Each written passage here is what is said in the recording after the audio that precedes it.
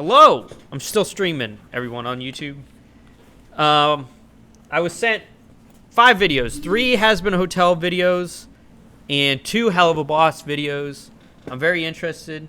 This one's called Is Charlie a Bad Character? Like I said in my little comment section, they were all pretty negative videos, but I'm ready to give my thoughts and opinions on them.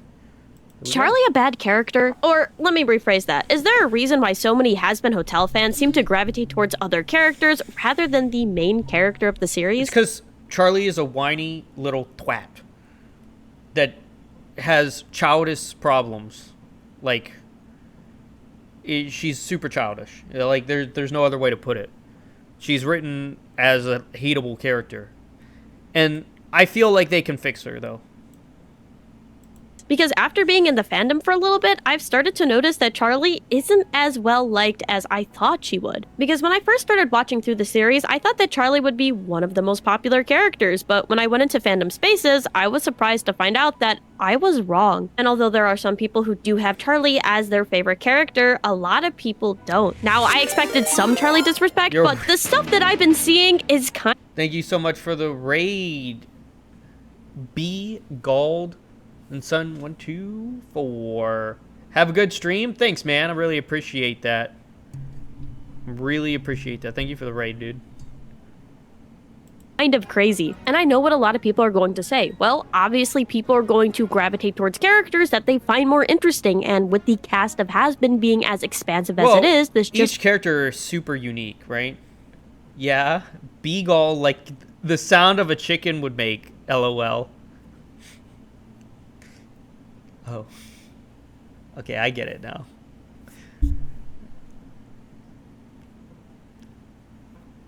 Makes well, sense. I hope you had a great stream. Thank you for rating me. I really appreciate that. I'll be sitting here for many hours. I have 5 videos to go through And here. I would say for the most part, you're right, but I do find it a bit strange that Charlie as the main character and as the main focus of the story isn't very interesting to a lot of people, but why is that? Does the side cast truly overshadow Charlie so much that she is consistently pushed into the background even though she's supposed to be the main character? And if that's the case, it really does beg the question, are the characters around her just so much better because Charlie is a bad character? No, I don't think Charlie's a bad character. I think she was just written as a character that was meant to be less developed, so she would have more development in future seasons, and other characters around her could shine. Does she truly have such mundane characterization that people aren't really excited to follow her story? Or is there a different reason why people are gravitating towards the other characters so much? There's really only one way to find out, and that's by going through every single episode and seeing if Charlie is actually a bad character. So, let's get into it. And of course, there's no better way to start this off than by going through episode 1, because this is the introduction to Charlie. The episode starts off with a massive lore drop, in which he basically tells us the entire situation of what's happening with the world, how hell was created, what the situation is with Lucifer, and of course, what she's trying to do with her hotel. The entire point of this introduction scene isn't really to introduce us to Charlie as a character, but instead to give us something called exposition. Charlie is just basically telling us everything that we need to know for the series, all of the important lore drops, all of the juicy details, and of course, things that we should know about Charlie and her actual life. We also get our first interaction and introduction to Vaggie, Charlie's love interest, and I think that it's pretty cute. I mean, not... Well, is it? Because I don't think Vaggie's that good of a character. I think she is an empty slate that her obvious, exorcism thing, as I went over on my YouTube channel, being an exorcist is just not that unique. It wasn't a surprise to anyone that could figure most things out. And them being in a relationship doesn't really change much of anything, because they're both dull. Much really happens, we just kind of get an introduction to the character, and I think that this is probably one of the biggest reasons why people don't really care about the Charlie and Vaggie ship. It's because we just don't really get a lot into it. And I think the first scene is a really good example of that. I think that Charlie and Vaggie have a really good dynamic, but there's nothing really there to keep me interested in the relationship. Now, I love the relationship between Vaggie and Charlie, don't get me wrong, but what substance is there really behind it? I enjoy cute things, and I think that this scene is very cute, and I love the fact that Vaggie always supports Charlie, but when we're really looking at it... It doesn't really matter if it's cute or not.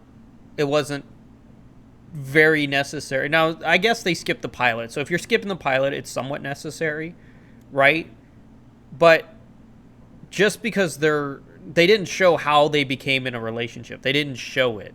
So I didn't really care.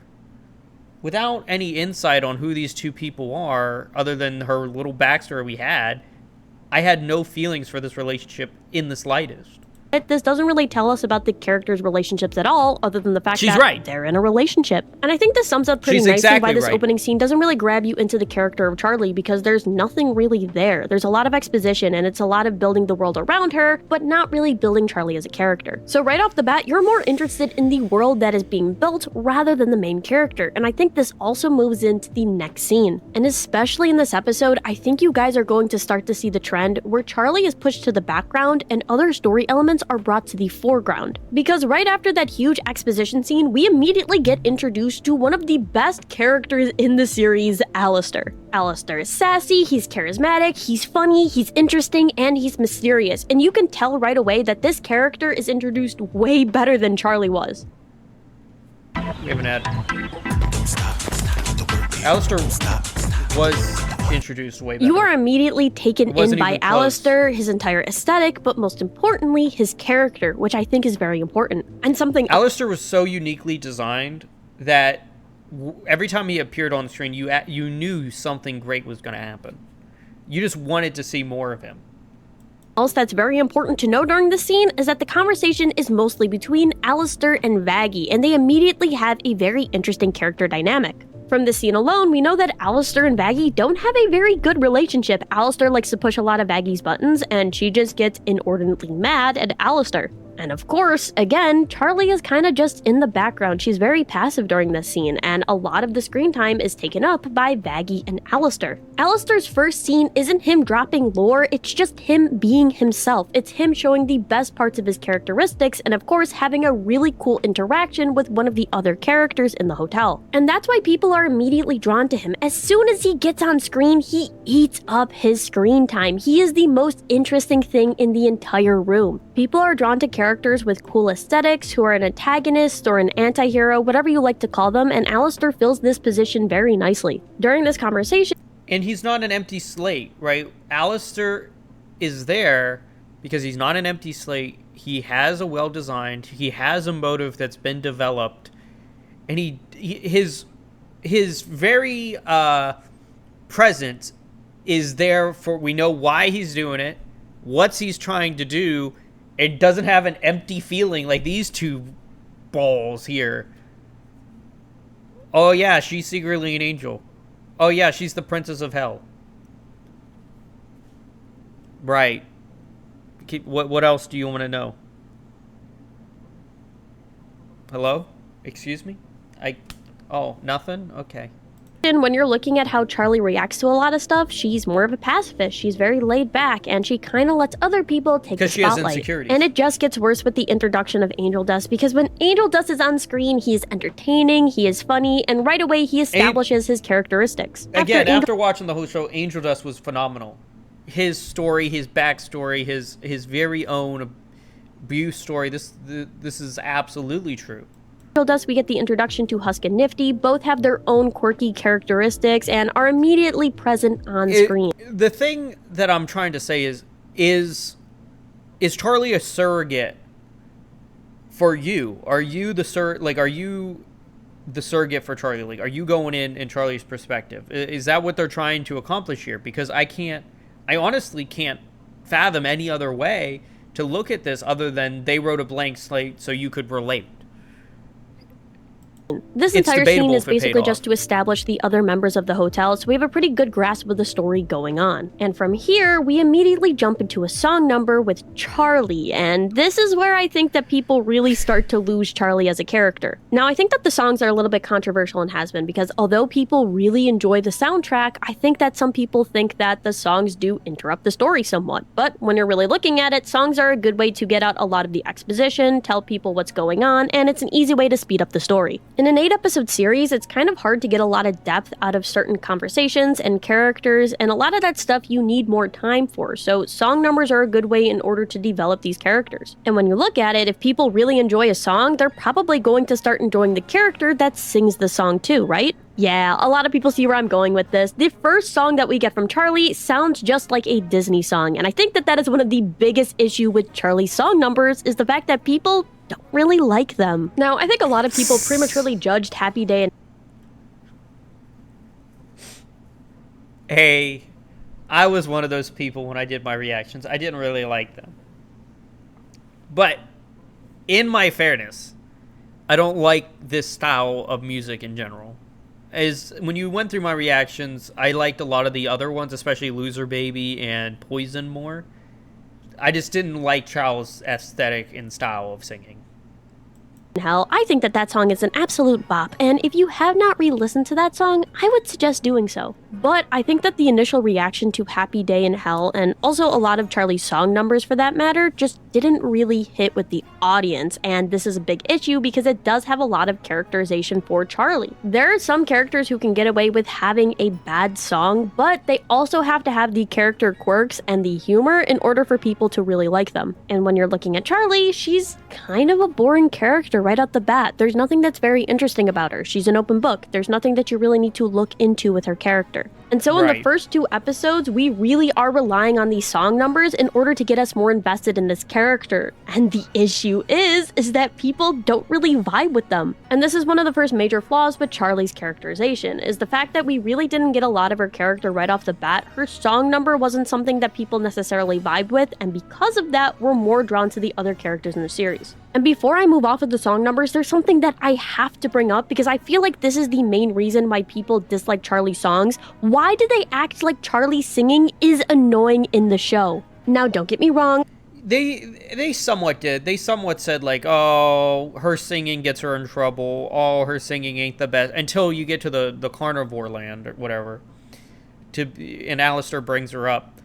But it wasn't the negativity of the other characters of her singing. Even Angel Dust saying here, you know, she's going down the street singing. That wasn't even the case. It's that, like, I want to say her main flaw is that she's childish.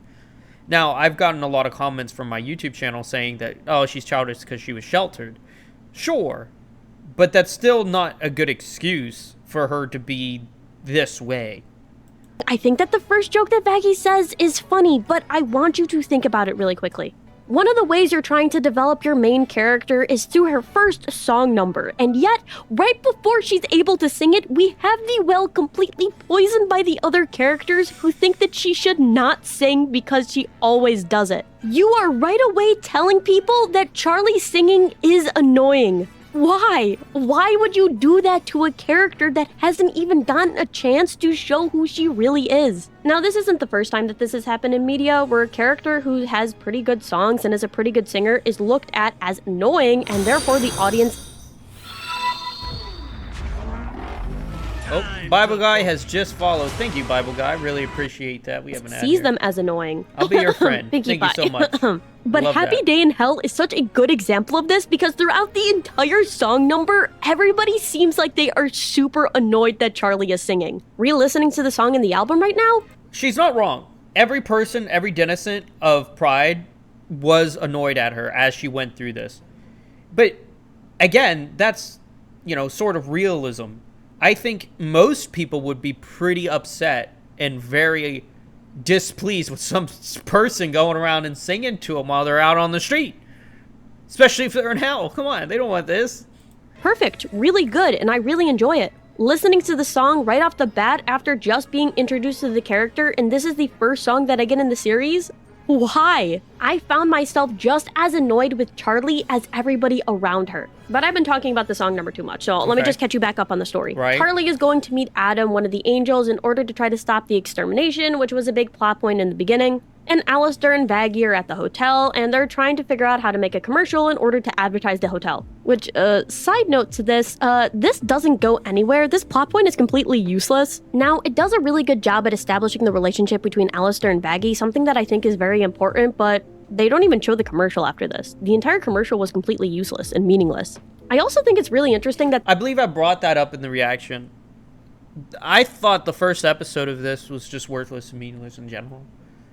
What, like, the people said, oh, but they have to make a commercial to get many people for the show. But that whole thing could have been off screen. It could have been a 3-sentence. Hey, Alistair and I went and made a commercial. Plot over.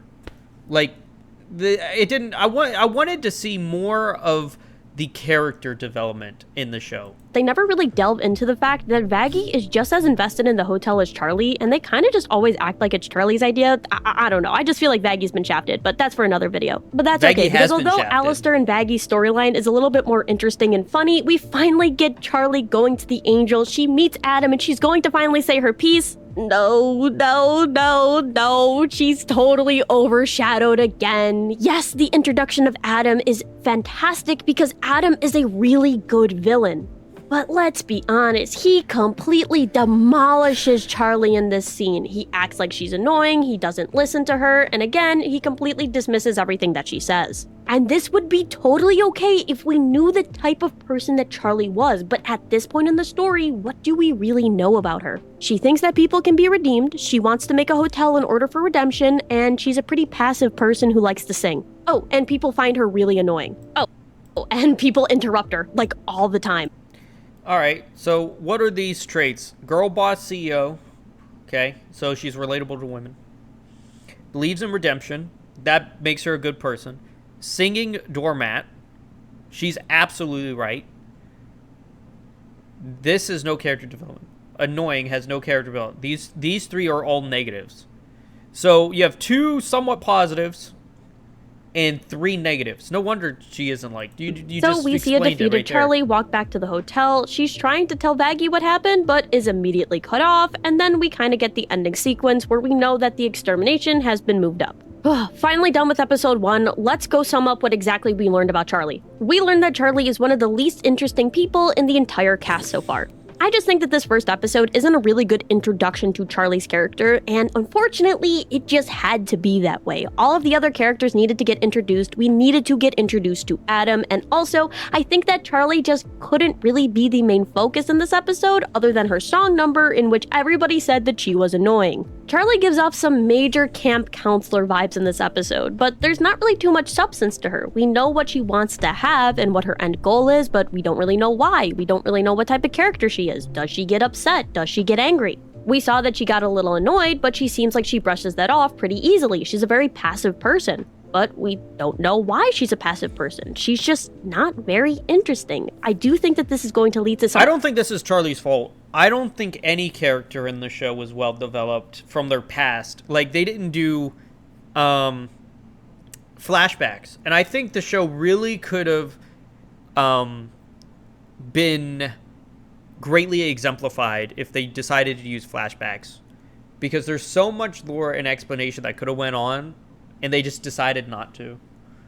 And it was honestly a waste. Amazing character development later on, and Charlie may stand up for herself more, or she may grow into a completely different type of person, but for right now, she's kind of just somebody who gets walked over, interrupted, and isn't really the spotlight, even in her own song numbers. At the end of the first episode, I think that people are really interested in Alistair, Adam, and Vaggie. They were the characters with the most screen time, and I also think that they were the characters with the most characterization. And really quickly, before we go into the next episode, I do want to talk about the philosophy that Charlie holds, that any person can be redeemed. Because in theory, this is something that could be really cool for a character that's down in hell. Do these people actually deserve redemption, and why does Charlie think this way? And although this could be a really interesting conversation for later in the series, as of right now, it kind of just shows Charlie as a person who thinks this way because she wants to help people. Unfortunately, like the rest of Charlie's characterization in the first episode, this lacks a lot of substance and it's very surface. And although the Bleeding Heart character arc is extremely good and useful for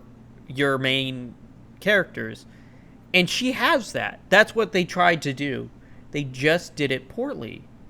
Concept of somebody thinking that sinners, people who have lived entire lives of sin and have done horrible things, deserve redemption is so cool. They treat it as something that's pretty mundane, so you're not really too interested in it when you first hear it. And also, if you like my analysis so far, make sure you guys leave a like and subscribe. I'd appreciate it, and it does help out the channel a lot. So let's get into it. Episode 2, and in this episode, we're definitely going to get more focus on Charlie. We're going to get more into her character, why she really thinks that... Oh, Oh no. No. Instead, we get a far bigger focus on, again, the side characters of Hazbin. The episode starts off with the introduction of Serpentius fighting Alistair, or... We have another ad. Of course we do.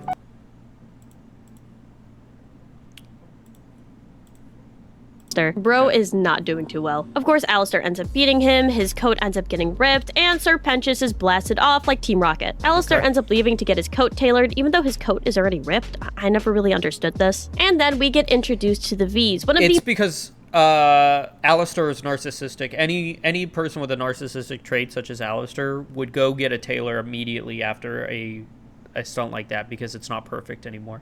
And they want to present themselves as well-off and well-being. That's why. That's what they were trying to show there. Main bad guy groups in Hazbin Hotel. We get a lot of lore into not only the relationship with Alistair, but also Valentino's relationship with Angel Dust, and then we get probably one of my favorite song numbers in the entirety of the series. Oh boy, I hope that Charlie doesn't have a song number that's completely overshadowed by one of the side characters again. Stayed Gone is one of the best songs in the series. I can agree and not contest that. I think that's great. The only issue is I don't even think the V's really needed much introduction in this season because they aren't the main villains, and they gave a whole episode to the V's. And I sure hope this isn't a trend for the entire series. Ha ha ha, jokes. But yeah, after the song number, the V's end up sending Serpentius in order to spy on the hotel. And this is where we get the Serpentius and Charlie stuff. And the episode setup is really important, and you guys are going to see why it's so important later in the episode. Because basically, Charlie completely accepts Serpentius right away. She doesn't have any qualms about him, Which makes her look like a moron. You might as well put dunce written on her head. Suspect anything, and also just completely trust him that he wants to actually be redeemed as a sinner. And when we're adding to our list of Charlie characteristics, gullible is one of them that I definitely expected to be there. Yeah. But here's where it gets a little interesting, because Charlie goes from gullible to completely oblivious very quickly. Because it's clear right off the bat that Angel Dust has a big issue with Serpentius. And Angel Dust is totally in the right here. I mean, Serpentius just attacked the hotel, just tried to kill Alistair, and Charlie just doesn't have any qualms about letting him inside. And yeah, Charlie is in the background for a lot of this episode, and we focus mainly on Angel Dust's emotions. And I think in this episode, you start to realize that Angel Dust is one of the most complex characters in the entire series, and I think that that's why so many people really love him as a character. But specifically in this episode, did you guys notice something weird? Yeah, Charlie is almost completely oblivious to Angel Dust's emotions, almost as if she can't understand him. Charlie consistently puts Angel Dust in positions that make him extremely uncomfortable, even though she is trying to help him quote-unquote get redeemed. Why wouldn't she at some point take him aside and just ask him what's wrong? I mean, we quite literally see a scene in which Because she doesn't think. We've proven that Charlie does not think like a rational person. She thinks like she is 5 or 15, you know. And that leads her into these gullible and moronic situations. We can't apply our adult logic to Charlie because she's not an adult.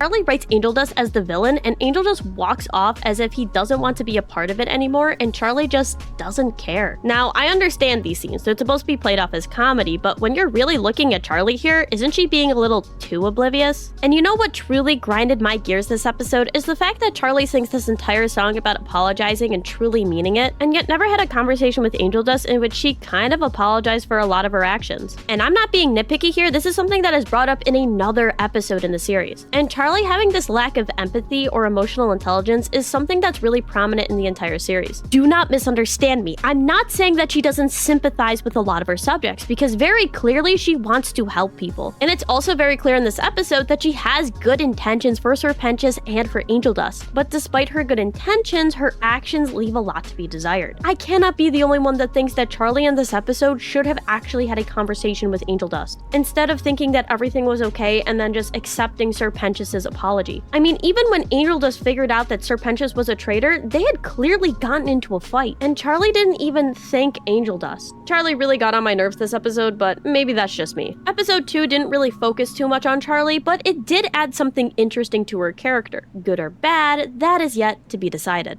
Alright, let's keep going. Episode 3, an episode that was supposed to focus on Charlie and Becky's relationship. And you guys already heard me previously state that I really want to see what the supposedly to focus on that relationship. Supposed. dynamics of their relationship is truly like. And the premise of this episode is really interesting. The fact that Charlie and Vaggie are going to switch positions and we're going to see how they truly interact as a couple. And so it absolutely baffled me that they barely went into the relationship dynamic in this episode and instead, again, focused on the side characters. I'm sorry. They got jack all in this episode. I didn't even know that that's what this episode was about. Like, that's how bad. It was truly bad. But the A-plot between Charlie and Vaggie barely focused on Charlie and Vaggie. Seriously, I want you guys to look at how many lines Vaggie and Charlie have together in this episode. There's not a lot. I'm fine with the A-plot in a comedic show being filled with a lot of jokes, but when it takes away from the story, that's when I start to have an issue with it. Of course, again, the B-plot was fantastic with Alistair. We get a ton into lore, we get some really fun moments, and we get a great song number. That is a great song. I like that one too. But also, unlike in the A-plot where we kind of just get a lot of jokes and not too much insight into Charlie and Vaggie, the B-plot is able to expand upon a lot of the Overlord's personalities, make them very interesting, and also adds a little bit of mystery as to who actually killed the angel. And I know that you guys may think that I'm being very overly critical of the show so far, but in an 8-episode series, you need to use every ounce of screen time you can. The jokes are fantastic, and they build a lot of the dynamic between the characters, but at some points, it does seem like it's detracting away from the main focus of the episode. Which is fine, don't get me wrong, Hazbin Hotel is a comedy. But was I the only one in this episode that was kind of getting mad at Charlie? Think about it for a second. Charlie didn't even tell Vaggie that she was going to be leading these exercises and just... I never got mad at Charlie. I don't think I ever got mad at Charlie in the whole series. She was just a nothing. And that's the shame of it, because she's supposed to be our main character. Kind of threw her into the fray, didn't even give her time to prepare. And then as soon as the first exercise starts going wrong, an exercise that Charlie came up with, by the way, she immediately tries to butt in and tell Vaggie exactly what to do. And in my opinion, I just feel like this makes Charlie kind of a bad person. Charlie in this episode kind of feels like a control freak. She feels like she's putting far too much stress on Vaggie, and it's something that they do bring up. Vaggie even states, "What use am I if I can't help you?" And a lot of the stuff that happens in this episode isn't Vaggie's fault. She wasn't prepared for this, and Charlie set her up to fail. Charlie kind of was a... Factor provides balanced eating made simple. They provide a new menu every week with delicious new... Bad girlfriend. Like, am I the only one seeing this? Why on earth would you put Vaggie in this... But that's because Charlie doesn't know how to act around another person. She wasn't a bad girlfriend. She was just a bad... in general, being with someone. Like, that's just her personality. I don't think this is a fair criticism to have. Situation without preparing her and then constantly try to nitpick her as she's trying to do her best. Give the girl some space, allow her to breathe. Eventually, everything comes to a head where Vaggie just wants to be left alone and Charlie just leaves her? Bro, why would they do this? This would be such a perfect opportunity for Charlie to tell everybody else to leave and to talk to Vaggie in this situation. Tell her exactly why she put her in charge and what she was really expecting. But also, it would be a good opportunity for Charlie to apologize and correct Vaggie on some of the stuff that she says. Vaggie flat out says that she's only useful if she's able to help Charlie. That's the only purpose that she has. Why wouldn't Charlie... Well, guess what? That's how she was written, too. She was written to only be useful to her. She is literally written to be a plot device. And she's a plot device for the worst written...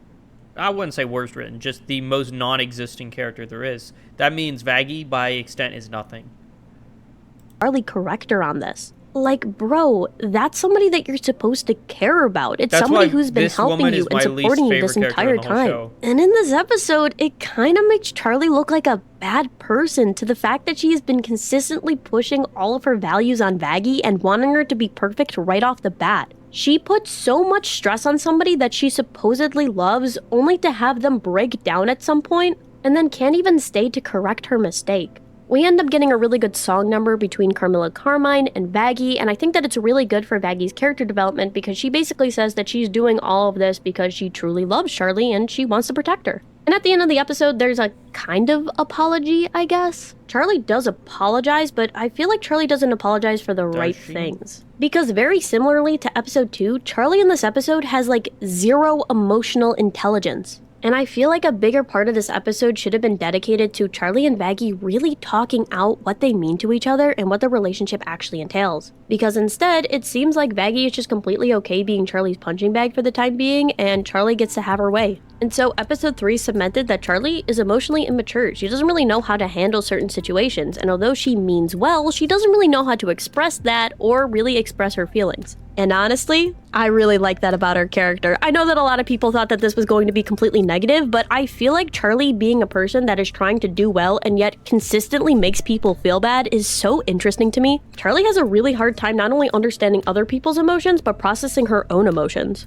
And yes, I wish that this episode focused more on the actual relationship between Charlie and Vaggie. It did give us some pretty interesting insights into who Charlie was as a person, and I wish that they really fleshed this out more. At this point in the story, we know that Charlie is passive, but sometimes she's passive because she doesn't really understand the situations that she's in. If she feels like something isn't going her way, she's just going to try to correct it and take control. She's kind of a bossy person, but in a passive way. I guess you could say that. I think what it is she's trying to be a boss, right? Like her parents developed her to be, but not knowing how she can actually succeed at that goal. She saw it growing up, but doesn't know how to convey that information. It's almost like every time she gets involved into something, she ends up making it worse. At this point in the story, it seems like Charlie... Well, that's because she's a child, and she's only trying her best, right? She's trying her best, but she doesn't know what she's doing. She has some sort of psychological need to butt in when things seem to be going out of control, and she does this because she has, of course, good intentions. She's doing this because she thinks it helps other people, but in reality, it seems like she's just making things worse. Episode 4, I was right. Charlie has 0 emotional intelligence. She consistently messes up her relationships because she's incredibly awkward and does the wrong things in social situations. And when I tell you that episode 4 may be one of the best episodes to show us who Charlie truly is as a character, I'm not lying. Yes, again in this episode, she gets obviously overshadowed by Angel Dust. And yes, Angel Dust is a fantastic character. His 2 song numbers were fantastic. I love the way that they explain the relationship between him and Valentino, him and Charlie, and him and Husk. And there's a lot of emotional depth with Angel Dust in this episode, but I'm not even gonna focus. Yeah, but see, here's the thing. It made you hate Charlie. At what cost? Like, Angel Dust became the best character for this episode. Husk was great. And it made you hate Charlie more than you already did. Like, it did nothing but made you hate Charlie more. On that. Because there's something that people miss about Charlie in this episode, and that's the fact that she's naive. And it was this episode that made me really interested in Charlie because she does not understand how people work. Charlie wants to help people. She wants to be able to save people and bring them up to heaven because she has so much love for all of her subjects, right? And yet for some reason, she doesn't understand the political system that a lot of them are under. She can't understand the situation that Angel does. They're quite literally in a dictatorship or a form of communism. Is in and realize that she may be making the situation worse. She doesn't realize that maybe the world doesn't revolve around her. That's right, Charlie has a savior complex, and it's something that Husk does say in the beginning of the episode. Charlie is trying her best to save every single person, but she doesn't know how. Charlie is socially awkward. She doesn't understand why people act the way they do in certain social situations. Like, did you guys notice that she had... Like, I have this problem. I don't understand social commentary very well. I go up to any situation, act like everything's normal no matter what the situation is. But that's not an excuse for her to act like an imbecile. Especially when she is given certain cues. Now, you could say, well, her inability of social commentary and social ability would make her not understand social cues. Right? But that's a fair assessment. But at that point, someone such as Angel would directly tell her. And he did. And that's what happened. Trouble talking to Valentino. Or then in the beginning of the episode, when Angel Dust was showing his film, Charlie was really not digging it. And yes, I'm sure that it was pretty gross for Charlie to see, but when you're really thinking about it, it's hell. It's everywhere. It doesn't really make sense for Charlie, the princess of hell, to be so prude, does it? Although Charlie has a— Yeah, it does, because she was sheltered. But this is what I have to say about this. Charlie, for sure, should have been developed way more as a princess and not as a emotional idiot. Kind heart, she doesn't understand how people truly feel. She doesn't understand the fact that Angel Dust was trying to protect her when he yelled at her. Very similarly to a child, she just thought Angel Dust is yelling at me, therefore he is mad at me because I did something wrong. And when Charlie apologizes, she doesn't understand what she did wrong. And I'm not trying to infantilize Charlie here, but it does kind of remind me of a child when you punish them, right? The child doesn't necessarily understand the moral ramifications of what they did. Like, for example, if a kid steals candy from a store, you're not going to go over the moral ramifications or the Kantian ethics of why stealing is wrong, right? You're gonna yell at the kid, and the kid is gonna realize stealing is wrong because my parents got mad. That's kind of how Charlie acts here. And so now all of Charlie's previous behavior is starting to make a lot of sense to me. The reason why Charlie is so passive in conversations and why she lets Vaggie talk the majority of the time is because she's just not confident. She doesn't really understand how conversations are supposed to work, and therefore she's going to let Vaggie, who is far better at them, communicate for her. And because Charlie doesn't really have the life experience that a lot of these sinners have, she's not going to be able to truly understand what they're going through. Because of her limited social experience, she doesn't have the emotional intelligence to really help people out. It's why in this episode that Vaggie sends Husk after Angel Dust rather than Charlie. Because Vaggie knows that Charlie doesn't understand what she did wrong. Charlie is just trying to help people in whatever way that she can. And I've seen a lot of people say that it was completely contrived that Vaggie got Husk to go after Angel Dust, but it makes so much sense when you're looking at it through this lens. Vaggie knew Charlie could never understand what Angel Dust is going through, so she had to get Husk, who has a better understanding and more life experience, to help Angel Dust out. And the reason why Vaggie couldn't go herself is because she had to sit down and explain to Charlie what she did wrong. And so all of a sudden, the previous 4 episodes not only make so much more sense, but it also gives us a wider view of who Charlie is. And so finally we have a far better understanding of Charlie as a character, and because we finally have that groundwork set, now we can start getting the development added onto her. This of course brings us into episode 5, and this was the episode that I truly started to really love Charlie. Unfortunately, by this point of the series, a lot of people probably already— episode 5 did the best to make Charlie a good character. It actually attempted to develop her more than just, oh, she's the princess of hell.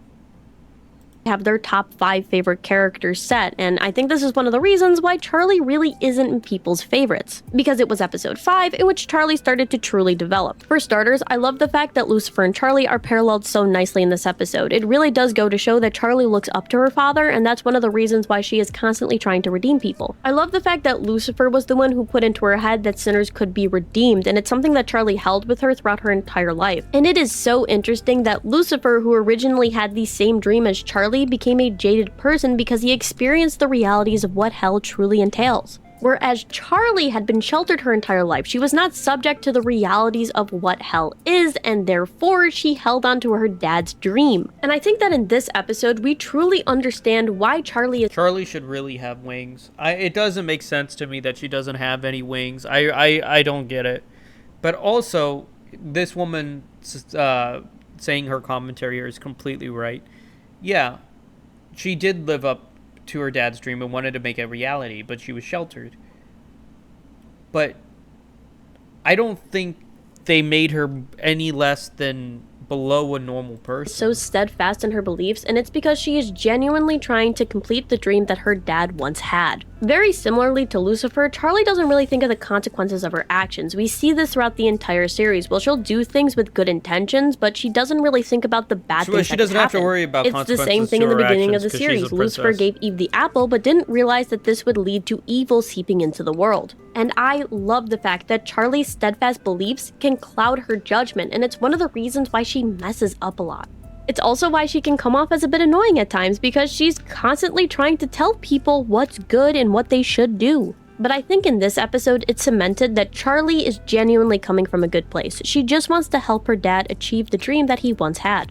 And although she doesn't necessarily understand the world, she still wants to change it, and that's one of the reasons why we have so much conflict in the series. Charlie sees that things are bad, but she doesn't understand why things are bad, and she thinks that she can fix it. But the issue is that if she doesn't understand the root causes of things, she's never going to be able to truly make things better. I also really enjoyed the subplot that Charlie is slowly being manipulated by Alistair. I think it adds a lot to her character, and it shows... Blitz should bomb the entirety of hell. Blitz should bomb the entirety of hell. But Blitz had his own problems, right? We'll get that when we get to a Hell of a Boss reaction. But Blitz's problem is that he's insecure. He has severe insecurities about himself. Just how naive she truly is. It's pretty clear that Charlie has... Because I don't think Blitz hates hell. He likes where he is. He likes working for what he's doing. He just doesn't like himself. Severe daddy issues, and Alistair sees this and takes advantage of this. And I think it starts to show that Charlie, think Alistair was taking just an advantage. I don't think Alistair was taking advantage of Charlie in a obviously it was manipulative, but I also think it was part of his deal to come down here and to work with Charlie.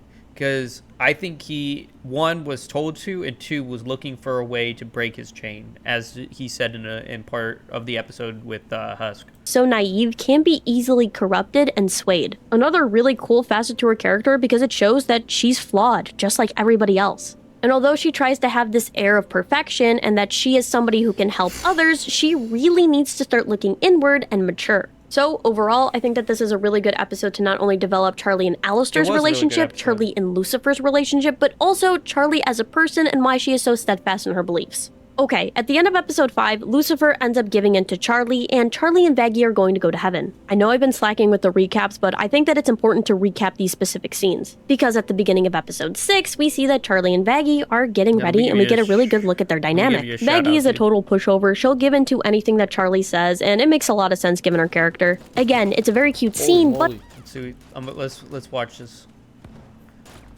I'll take 10 kills. That ain't bad. That ain't bad.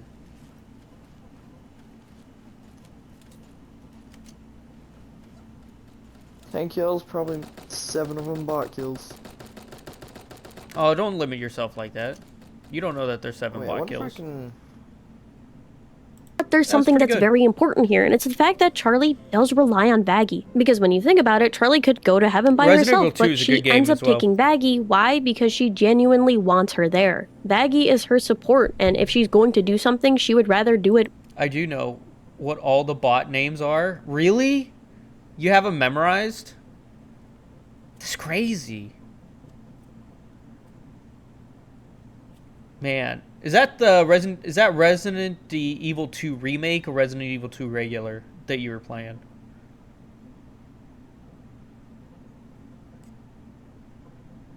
Regular?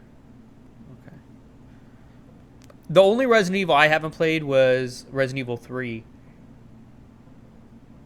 Hiya, S10. How's it going?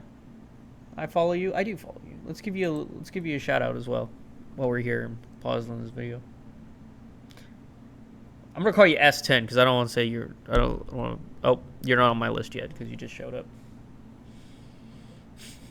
How you doing? With Vaggie. If something is important to Charlie, she wants Vaggie there because Vaggie is one of the most important people to her. This scene is really sweet because Charlie does trust Vaggie. I have 3 downloaded. I just wanted to do 2 first. Yeah, I've never played 3. I played all of them, even the remake. I've just never played original 3. It's not my company. CX Taz Tick. Seox Taz Tick. How are you doing? But Taz or S10 is for short. I'm gonna call you S10. S10 is a pretty dope name. I like that name.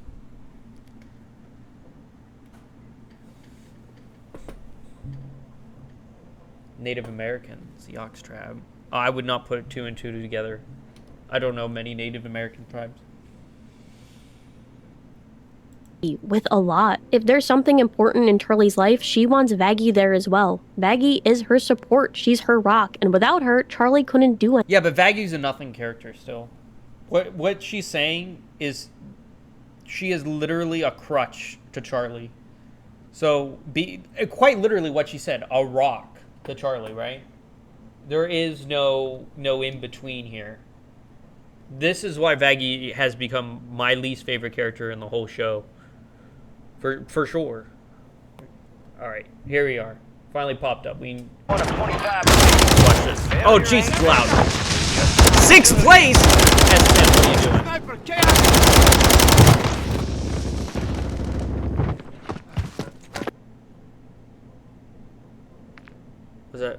What am I watching here? Well, I know I'm watching Warzone. A lot of people.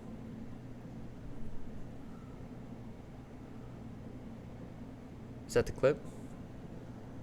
We bought? Okay. Alright. Well, I do like Warzone, though. Well, I like watching Warzone. A lot of my buddy streamers are Warzone streamers in the Discord.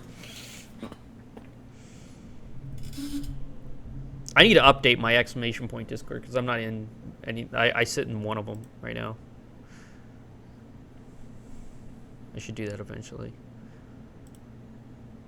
Yeah, I wouldn't mind watching some Warzone. Anything. And at this point in time, we have to remember Charlie still thinks that Vaggie is. Yeah, don't look at that. Don't look at that. I don't sit in Snakes anymore as she quit streaming. Ricky's is still active. I sit there sometimes. Seth sometimes, but not really. And Bob has a new Discord, and that I sit in Bob's new Discord. I don't sit in any other Discord other than Bob's new one. So I don't have a link for it yet. Don't do it. Don't join those. Sorry. Sinner, but she trusts her to not mess anything up for her. If you go to Diet Bob's channel and do exclamation point Discord, if you go to exclamation point Discord on Diet Bob's channel, that's the one I'm sitting in. Those links that Streamlabs just posted are my actual links, though. Those are all my stuff. And to actually help her out. I sure hope this trust isn't completely violated later in the episode. I also enjoy how Charlie is super optimistic, and it's probably one of her best traits that she thinks that if she goes up to heaven and talks to somebody... Yeah, but being optimistic is... can be seen as weakness, too, right? We can say that Charlie can be seen as a weakness, being optimistic as she is. Also, why is she upset over this? Shouldn't be. Who isn't Adam, they're going to listen to her. Which I guess in theory she's correct, because Emily does end up listening and agreeing with her, but How old is Emily? Supposedly Emily was born when Lucifer fell to hell. So this little girl is supposedly thousands of years old. Way older than Charlie. So I don't know. I'm gonna take my hands off of that. I don't want that information. We're not gonna make any jokes about it. Well, then I could legally say this. Well,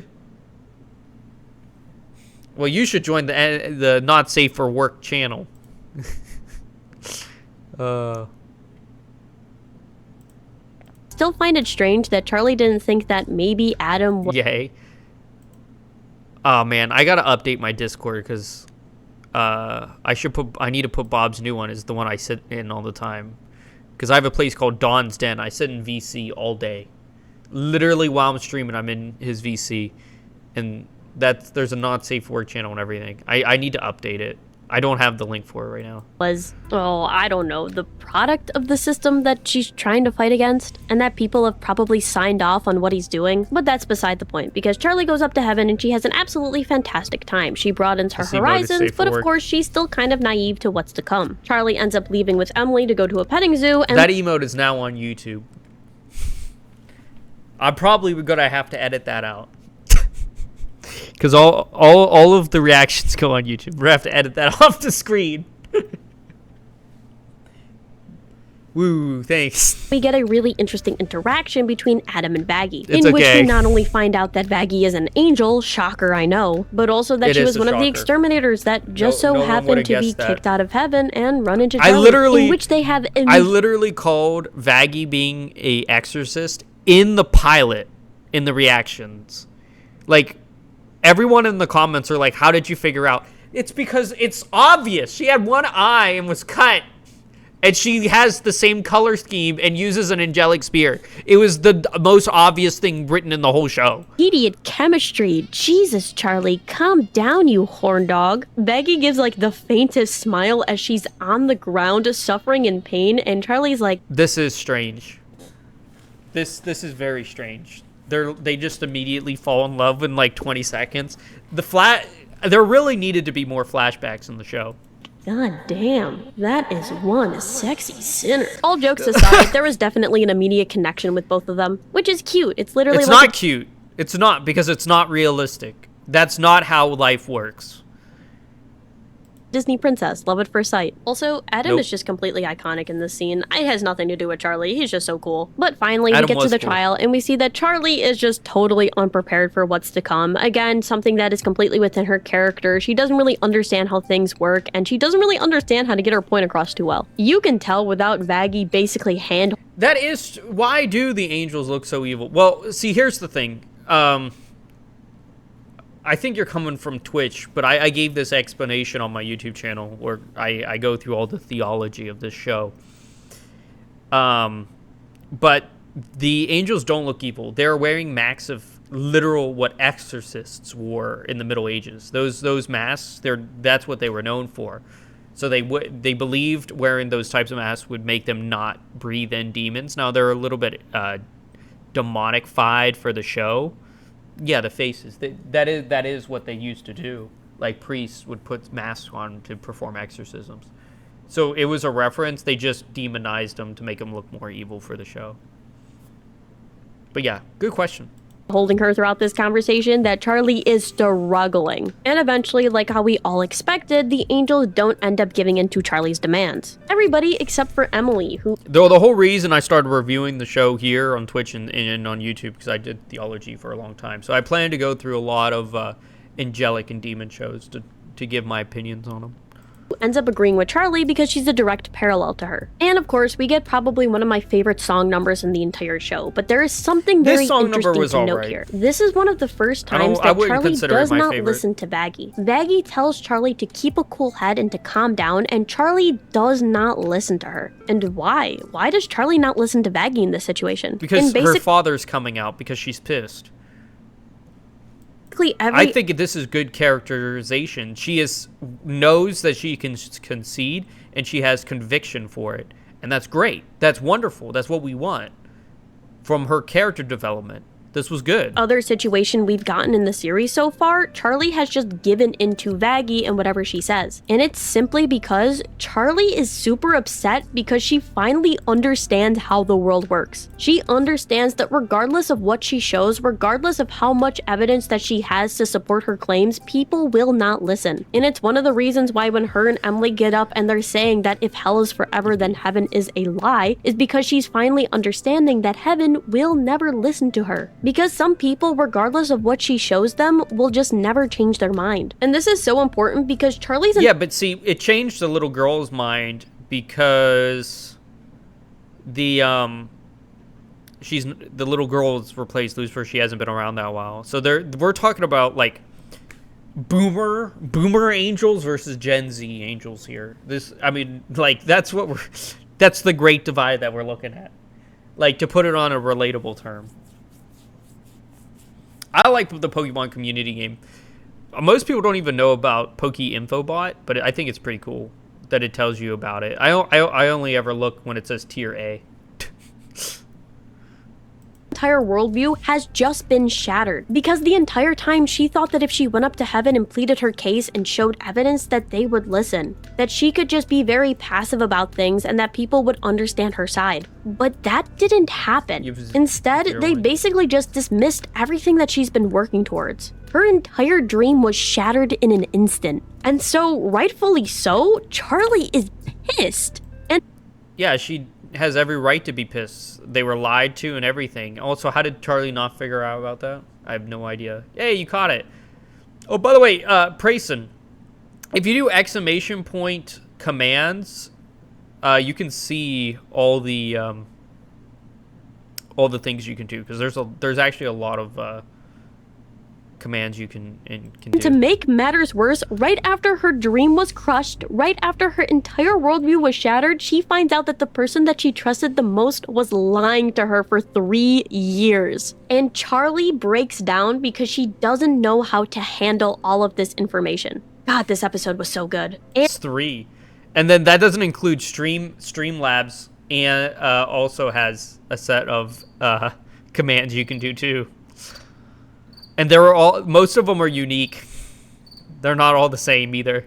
And finally, 7 episodes into an 8-episode series, we get an episode that's completely dedicated to Charlie. And yes, this is one of my favorite episodes in the entire series. We start off the episode with immediate tension between... I thought 7 and 8 weren't as good as the previous ones. I didn't. We have a country Twitch. Let's give a shout out here. 19 days.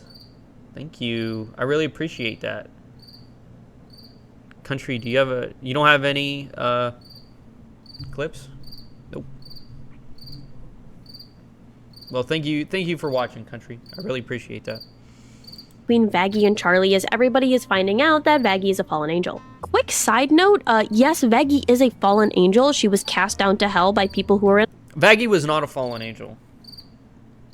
No, because fallen angels, they, as seen in the show, when Lucifer, they get the, like, spiked wings and they change. She was just casted out. She did not fall because her wings weren't put out. I like 8 BC of the battle. I don't know what that is. You okay, Warzone? No, dude. You can ask Prayson to play Warzone with you. I love to watch Warzone because I have a lot of streamers that are buddies of mine that stream Warzone, like Cookie. Cookie's really good at Warzone. An authority, and no, it wasn't just because she... And so is Toxioxy, who's really good at Warzone too. Lost her wings. I made a short about this, and people were saying that Vaggie was only in hell because she had lost her wings, but I think they failed to realize that you have to go to heaven in a portal. Heaven is not just flying up, it is a dimensional portal which creates a rift between the realms. And to my knowledge, I don't think that Vaggie's wings can rip open dimensions, but that's just me being petty, so let's get back to the episode. See, I agree with what she said there. I don't think she is a fallen angel. Is there a cricket? Dude, I'm pissed. This cricket is pissing me off. We cut to Charlie, who is a complete emotional wreck in her room. She has no idea what to do. Her entire worldview has been shattered. The person that she trusts the most no longer can be trusted. She is going through it. And to make matters worse, Alistair, one of the biggest manipulators in the series, ends up finding Charlie at her most vulnerable. And making a deal. And this makes her look like a moron. I just got plat today. I'm not sure if I should try 2 diamond, but too sweaty. I think you found me because of Warzone. I did look up a lot of people on Warzone. Most of the time when I try to find people to follow, I type Warzone in because almost everyone plays Warzone or Fortnite. And people that play Warzone are actually super nice most of the time. Enjoy Charlie's emotional breakdown in this episode because it goes to show that Charlie... And are older than the people that play Fortnite. So you can have a better conversation. Never thought that a lot of this stuff could happen. She doesn't really think of the consequences to her actions. She just knows that she's trying to do good for people. Charlie never thinks more than 3 seconds ahead. She doesn't have the mental capacity for it.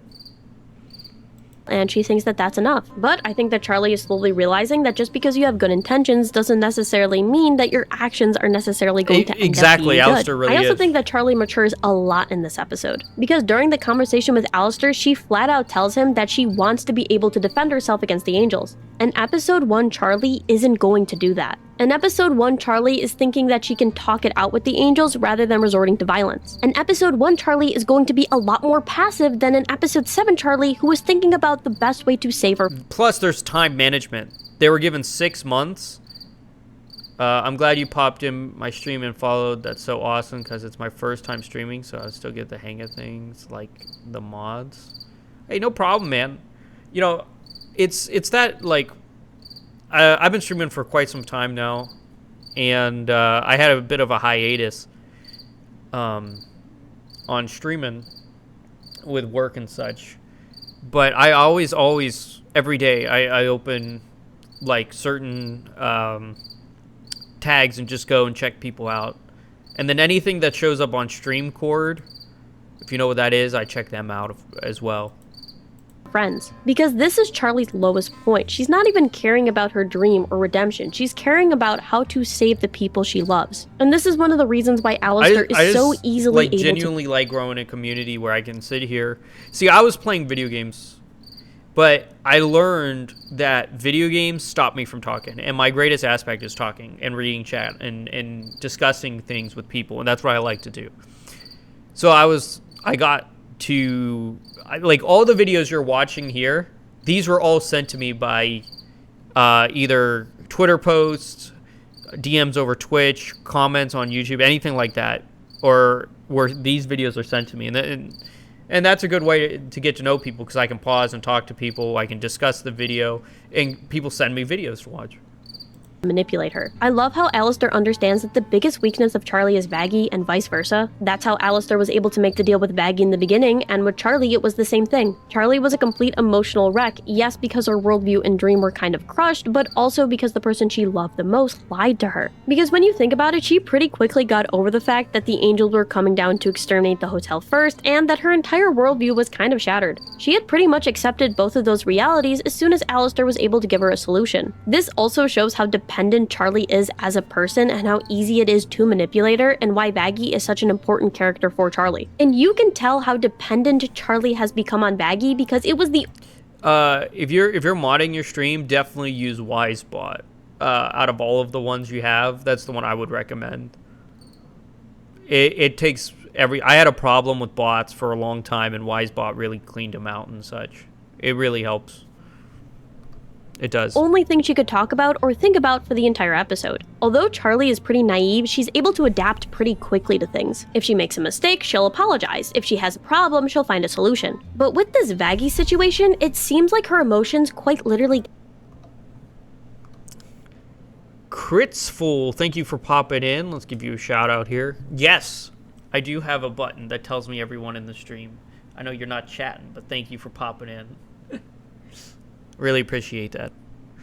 Do you have a clip for us? Breath of the Wild? Great game. 10 out of 10. 10 out of 10. I did a live stream got the better of her, and she was unable to think clearly hours. for the majority of the episode. Really the thing tough. she said to Vaggie was downright cruel in this episode. And yes, at some level, I do think that Vaggie kind of deserved it, but the true reason why Charlie... Vaggie deserves a lot, because Vaggie sucks as a character, because she is non-existent. Give me that button. I want to stalk my viewers. You have to have a stream deck. It's on the Elgato stream deck. Yeah, I still need help. I would recommend joining like a Discord of multiple streamers, and then you could probably get like manual mods. Was so upset at Vaggie is because Vaggie is the most important thing in her life. Point blank, period. There is nobody more important to Charlie than Vaggie. And without Vaggie, Charlie isn't the same person. She can't be the same person. Because we find out that Charlie and Vaggie have the same goal. Having Vaggie being so integral to Charlie's Discord... did I just say Charlie's Discord? Don't you clip that. You stop that right now. No, Charlie's character is a character flaw in Charlie, right? You shouldn't write a character that relies on another character, because if one character is bad, then the other character gets dragged down with it. And we already know that Charlie was bad from the first episode because she was annoying. And then with Vaggie going nowhere and her plot twist being so obvious, and it just didn't work.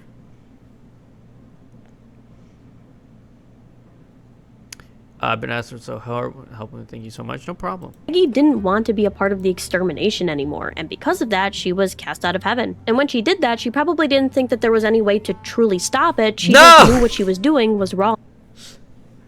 Oh no, I gotta. Well, hold on. You actually made one. Wait, that.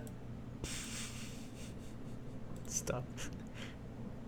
I gotta put that in the clips section. Let me just post that link there.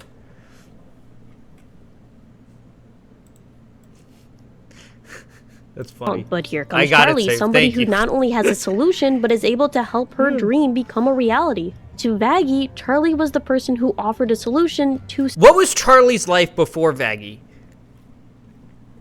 What was Vaggie's life before Charlie? Like, we didn't see these details. With the show only being 8 episodes long, nothing was developed correctly other than, like, angel dust and his sexual abuse. Like, Sir Penjas went to heaven, but why?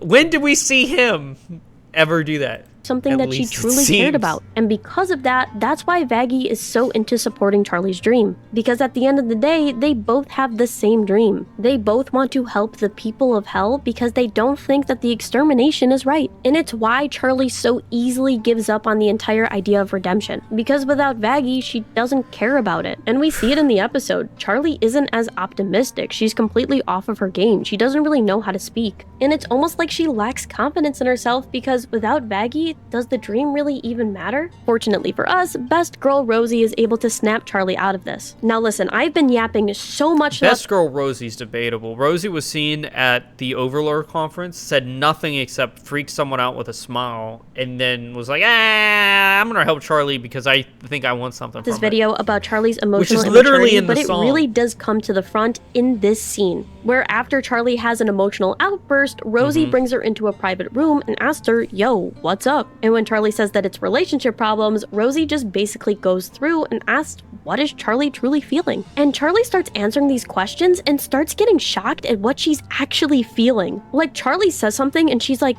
that's awful. Do I actually think that? And this just goes to show that Charlie just cannot properly process her emotions. And this is probably my favorite scene in the entire series. Well, that's because when Charlie was sheltered, right? Charlie's life went nowhere. She was sheltered and said nothing. So, of course she had problems showing her emotions. In fact, I even with the way she acted, I bet she probably has a form of bipolarism. And that's kind of how they wrote her. She got visibly angry in certain cases and everything. Yo, she's like me for real, no idea how looking emotions at Charlie work. Just going through and processing why she's feeling the way that she does, but also realizing that she still does love Vaggie. That the reason that this hurt her so much is because Vaggie is truly somebody that she loves and cares about, and that her feelings are valid, but she also has to realize that sometimes people will do things because they aren't proud of their past. And this is the first time that Charlie truly thinks that Vaggie had a reason to lie to her. Charlie was so focused on the fact that she was hurting, she didn't think about why Vaggie actually lied in the first place. And finally, for the first time in the series, Charlie is able to step into somebody else's shoes and understand that what they did may have been wrong, but it was for a reason that she can understand. Remember when I was talking about the scene where Angel Dust was yelling at Charlie and Charlie got really upset because she didn't understand that Angel Dust was just protecting her? This is exactly what she did with Vaggie. She didn't understand why the Pokemon gun. Vaggie had done this to her and just took it as Vaggie being hurtful. And because Charlie cared so deeply about Vaggie, this hurt her to her core. And I love Rosie in the scene because she brings out such an excellent point that actions speak louder than words. And it is this line where Charlie finally looks outside of herself and realizes that Vaggie has pretty much been a perfect partner. She just made a simple mistake, and Charlie, now understanding why she made that mistake, is able to forgive her. And so finally, after 7 episodes, we see some emotional maturity come from Charlie. The Vaggie and Camilla scene is also really nice because it just reaffirms that Vaggie does truly love Charlie. We also get another song sung by Charlie, and I'll be honest, this is one of the weaker ones. It's definitely not bad, but the fact that all of Charlie's songs were weak. Did Charlie have a good song in the show? I don't think so. I don't believe that. That sucks, because she was the main character. You have 5 law punies? Well, you better start accessing Rule 34. I know how many people want to see that. For Love was in this episode. I mean, just another L for Charlie. I feel so bad for her songs. Her songs are good. I think that they're well sung. Everything is really good, but man, are they just outshone in every episode they're in. And of course, at the end of the episode, we get a really nice reunion between Vaggie and Charlie. It's super cute. It reaffirms the relationship, and it's one of the reasons why I genuinely really like this ship. Now, we definitely need more into the relationship dynamic. I want to know their history, but for right now, I think that this is a pretty good start. And now, of course, we're supposed to be going into episode 8, but before I go into episode 8, I really want to bring up something. Did you guys notice that throughout the 7 episodes, there was only one episode that truly did focus on Charlie? And now, I love episode 7 because it made Charlie one of my favorite characters, and I think that Charlie's episode 7 sucked. Nah, it was okay. I think I gave it like a 7 out of 10 or something. It was fine. It wasn't as good as 6, 5, or 4 being the best. Charlie was really good in this episode, but did you guys notice something? It took 7 episodes for Charlie to get an episode dedicated not only specifically to herself, but also specifically to her emotional development. And I think you guys know where I'm really going with this. Throughout 7 episodes, we really only had 1 episode focused on the main character, and by that time, people kind of already have the characters that they're really interested in. I think that this is one of the reasons why so many people don't seem to like Charlie or think that Charlie isn't as good as a character as other characters in the series just because they were developed first. I mean, look at Angel Dust. Angel Dust had 3 episodes before Charlie even had 1. Look at Alistair. Alistair has had multiple scenes in every episode dedicated to developing him, his lore, and what type of character he is. Heck, even in episode 5, I feel like Lucifer completely overshadowed Charlie in every aspect. More Than Anything is a really good song number, but did you guys notice that the conversation is primarily focused around Lucifer rather than Charlie? Yeah, I think it's finally time to get into episode 8, and this segment isn't going to be very long. I know a lot of people in my comment section hated episode 8. And here's the thing. As I said many times, I wanted the show to be about the development of the characters in the hotel and them being redeemed. And yet, most of the episodes and where this came from like this plot that Heaven had to fight hell some way, and that's just simply a bad thing. Because to be honest, not very much happens in terms of character development, at least on Charlie's side. Basically, we just get the final war, the extermination is finally happening, and therefore everybody's preparing. There's a really sweet scene where everybody is interacting, but Charlie ends up leaving because she's so overcome with emotions. And I love the fact that we're exploring Charlie's emotions because it seems like she's emotionally stunted, and I love the fact that she's able to just kind of let everything out in this instance. I also love that the one person who's there to support Charlie is Vaggie, and we get one of the sweetest song numbers. I love this one. Super sappy, super cute. I genuinely don't understand why people hate this ship because it has some really touching moments. This is basically just reaffirming what I stated in the previous episode, that Charlie and Vaggie are the most important things to each other. In fact, they flat out say it, that they truly care and love each other more than anything. And finally, the extermination happens. We get the fight that's been built up for the entire season, and I didn't mention it in the last episode because, I forgot. But Charlie has become a far more confident person, and I love the fact that she is no longer being passive. She is actively fighting. Charlie did have character development. She went from being insecure to confident, and I would give them that. They were able to write that into the plot pretty well.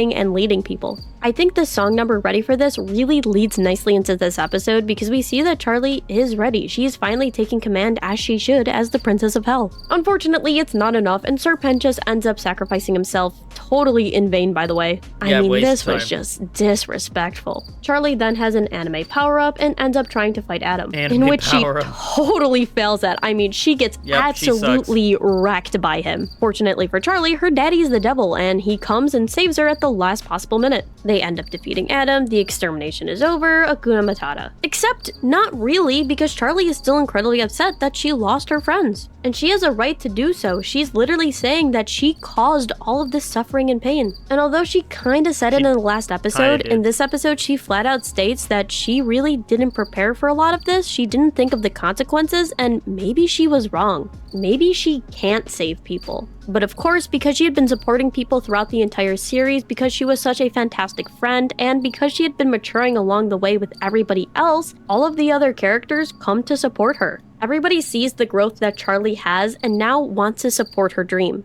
So finally, after 8 episodes of analysis, I can confidently say that Charlie is a very good character. She has a good character arc, she's pretty well written, and I think that a lot of her songs are really enjoyable. But then, why does every other character overshadow her? Was she a good character? I don't know if I can agree with that statement. She's definitely better than this. What is this? What am I looking at? She's better than this, but is she good? She's fine, I guess. Like, I mean, better than not good. Why do people like the side characters more than they like Charlie? And there's a really simple answer to this, and that's because Charlie has been overshadowed throughout the entire series despite all of the amazing writing that's associated with her. And this wasn't done on accident or because of a poor writing choice, this was completely intentional. Charlie was supposed to be overshadowed this entire time. In fact, this is the exact outcome that the showrunners probably wanted a lot of people to have after season 1. Because the point of season 1 was to develop the main cast so that they're able to support Charlie and they failed. And they didn't succeed at that goal. Other than Angel Dust. They just husk kinda, maybe 2 seconds.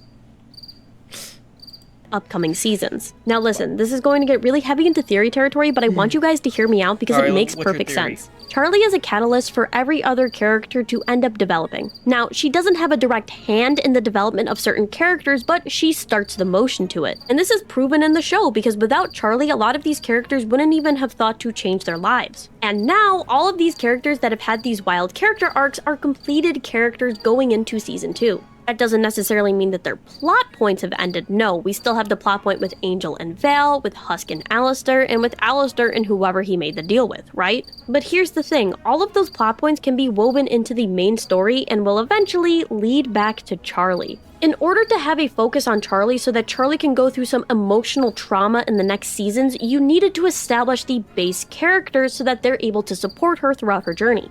Especially given the end of season 1, in which we see that Lilith is alive, well, and in heaven, and is going to go down in order to take care of Charlie, we know that she is going to go through some serious emotional turmoil. And when you think about it, Charlie cannot be going through her own crazy character arcs while all of these other characters are doing the same. If Charlie and Angel Dust are going through emotional turmoil at the I do agree with the statement that Charlie's probably going to get a lot better in the next season. Exact same time, they cannot help each other, meaning that one of them has to develop first in order to help the other one. That's right, all of these characters are far more interesting, they had far more of a focus, and they had far more development because they're going to eventually help Charlie later in the series. Think about it, if we didn't see all of Alistair's development and the ways that he was trying to subtly manipulate Charlie, it wouldn't really make sense in a season 2 if he ends up doing some of this stuff. Therefore, everything has to be established in season 1. The same thing with Lucifer. We can't have Lucifer helping out Charlie if they're still going through their emotional development phase. It's kind of the same thing with the V's as well. We really needed to establish that they not only I disagreed. The V's sucked and didn't need to be there. Have a very weird relationship with Alistair, but also the relationship between Valentino and Angel Dust, because it's going to be a main plot point going on later in the series. And so now that everything is this would be fine if the series was longer, but it wasn't. Right? What she's saying is true, but it should have been 10 episodes. If they're using it to set up, you don't need to use season 1 to set up season 2. Season 1 is supposed to be your flagship idea coming across, and I don't think they laid out. Things can just kind of fall into place. We are now able to just follow Charlie as the main character, because Charlie is going to be one of the most interesting characters in the series, point blank. Think about it, with everything that's being set up in season 1, we not only have Lilith, Heaven, the Elder Angels that Lucifer brought back up, everything to do with the V's, the entire fact that she has a hotel to run, the fact that Alistair not only made a deal with her, but has been slowly manipulating her throughout the entire series. I do agree that there's so much that is going to be going on with Charlie, we couldn't possibly focus on the other characters. So yes, in the upcoming seasons, we are going to be heavily Charlie focused, while the other characters are probably going to take more of a backseat. Don't get me wrong, there's still going to be an A plot and B plot, and there are going to be episodes that focus on other characters, that's for sure. But the primary focus is and always has been Charlie. But to do so, we need to make sure that these other characters are developed so they're not getting in the way of Charlie's story unfolding. So yes, this is one of the reasons why Charlie isn't really as interesting as the other characters, because her arcs are yet to come. Is Charlie poorly written? No, not in the slightest. Charlie was never supposed to be the main focus of season 1, but even still, she's a pretty well-developed character. For right now, yes, I think that the other characters definitely have far more to them than Charlie does, but when you start to look at the groundwork that the crew has been laying out, there is no question in my mind that Charlie is going to be one of the most interesting characters to come out of Hazbin, period. So mark my words, Charlie may not be in your top 5 favorites now, but she will be, and I think she's absolutely right that she probably will be after a few episodes. I think for sure. I mean, I actually can't say that for a fact because I'm just some random person on the internet, but if you enjoyed this video, before you scroll off, you should like, comment, and subscribe. If you want to see more videos. Alright! That was good. Let me, Nope. That's the wrong link. That was good. Well, thank you so much for watching, YouTube. I'm going to pull up another video here. Another one sent. But if you like this, the next episode will come out tomorrow. The next one's also on Hazbin, so stay tuned for tomorrow. And yeah.